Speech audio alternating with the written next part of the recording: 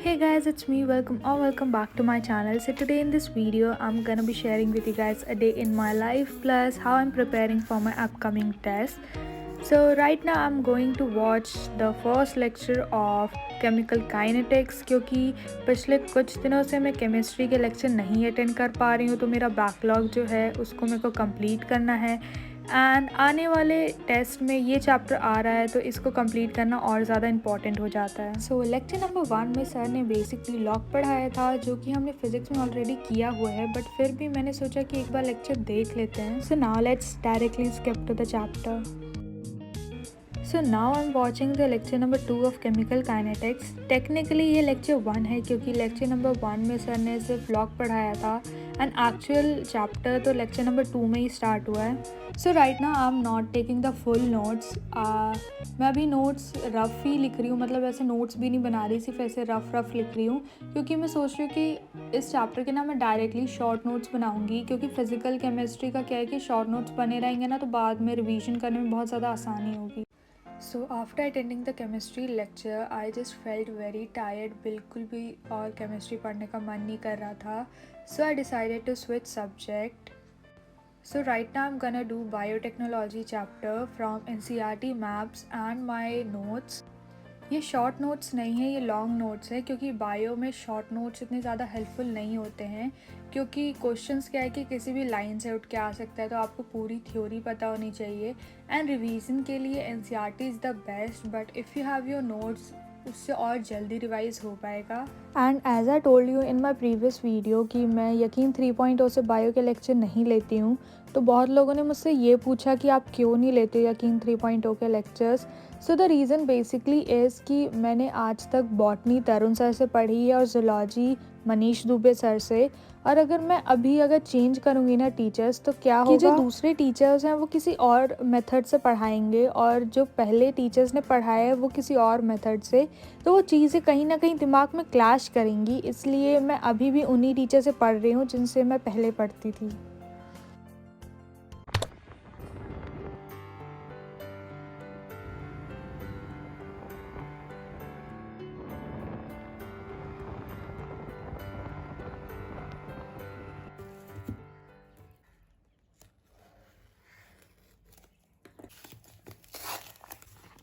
So a lot of you guys asked me about book to solve questions from. So today I'm gonna suggest you one. So I got this book. This is 35 years previous year question of physics. This book contains question from 1988 to 2022. So this book is divided into chapter wise questions. तो इस book की एक चीज़ ये अच्छी है कि इसमें क्या है कि एक चैप्टर के अंदर भी topic wise previous year questions दिए हैं, तो इससे आपको ये मदद मिलेगी कि अगर आप कोई भी टॉपिक अपने क्लास में पढ़ते हो, आप उसके आके इसमें डायरेक्टली क्वेश्चन सॉल्व कर सकते हो, तो आपको कहीं ना कहीं ये आइडिया लग जाएगा कि क्या वो टॉपिक आपका तैयार है। सो इस चीज़ के लिए ये बुक बहुत अच्छी है। प्लस इस बुक में चैप्टर के स्टार्टिंग में आपको एक टेबल बना हुआ दिया जाता है जिसमें ये बताते हैं कि पिछले कुछ सालों में कि कौन से टॉपिक से क्वेश्चंस आए हैं और वो क्या वो इजी थे या वो डिफ़िकल्ट थे। सो इससे भी आपको एक आइडिया लग जाता है कि किस टाइप का क्वेश्चन एग्ज़ाम में पूछा जाएगा। प्लस हर क्वेश्चन में यहाँ पे मेंशन रहता है कि ये एनसीईआरटी के कौन से पेज से ये क्वेश्चन है।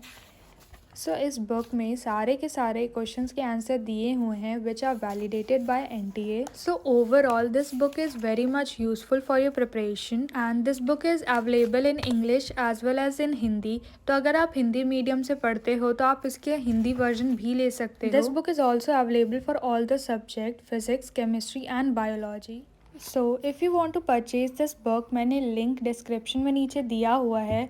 This book is available both on Amazon as well as Flipkart, और दोनों के ही लिंक मैंने नीचे दे दिया है, तो आप वहाँ से जाके परचेज़ कर सकते हो।